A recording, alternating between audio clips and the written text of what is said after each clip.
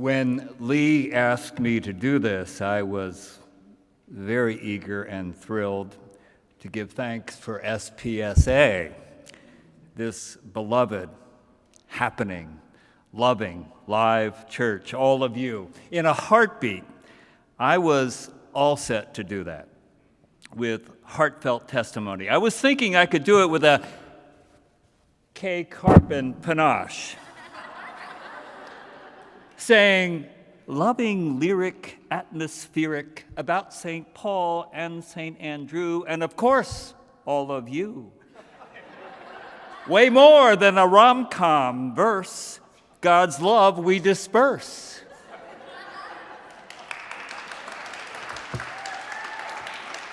And then Lee reeled me in with, Bill, no. This isn't her word, stewardship thingy. It's and I quote, it's, Bill, just a you and gratitude thingy. And the abundance of blessings in hard times. What? Yep, got it. Got it. Meanwhile, I am so thankful for this church and for love in my life. And this. I was on an airplane 2 weeks ago. We had just taken off from Athens, Greece, headed to Zurich, Switzerland, to change planes. And from there, home to New York. I was on board with Julie after a very full trip in Greece, the homeland of my maternal grandparents. We had a wonderfully full time over 10 days. The night before, we had been out late, enjoying a good meal, rich Greek food.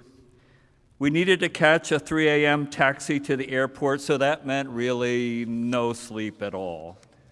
Early check-in at the airport with quick gulps of coffee, and discovered from deep in my backpack a bit of stale croissant, which I washed down with a concoction of Dayquil and water, since I was nursing a cold and a sore throat. On the plane, I was seated in an aisle seat. 30 minutes into the flight, in midair, I was feeling quite poorly. Head achy, stomach upset, nausea. I closed my eyes and put my head down.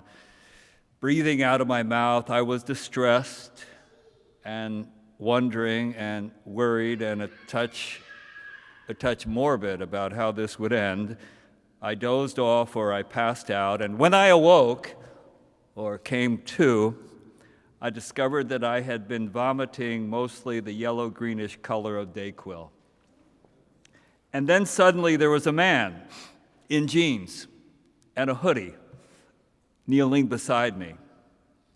I had no idea what was up. He appeared to be Greek, and patting my hand, Kalimera, Bill, calling my name to see if I was responsive. I was, and I wanted to prove it.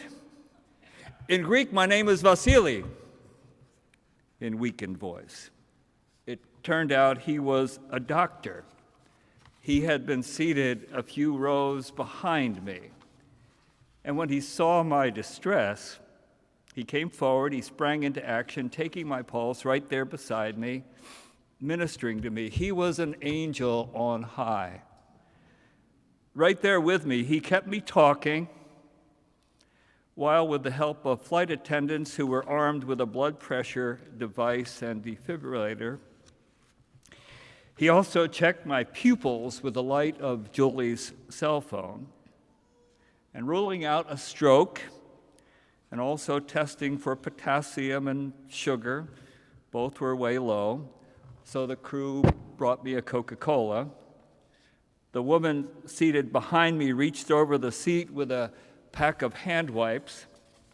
I became stabilized, but still I was in need of medical attention. And throughout all of this, the passengers seated nearby had apparently gotten to know my name. And then we landed. And as they exited, several leaned in, saying, "Take care, Bill." The woman seated behind me reached over with her hand on my head and said, "I'm praying for you." I was the last off the plane, albeit on the way out the door, getting fond farewells from the captain and crew, no offers of frequent flyer miles. Inside the terminal in Zurich, after further medical attention at the airport clinic, I was deemed fit to fly for the flight home. Still, however, I had been flying already with some angels watching over me and alongside. That doctor who appeared out of nowhere was one angel. I never got to know his name.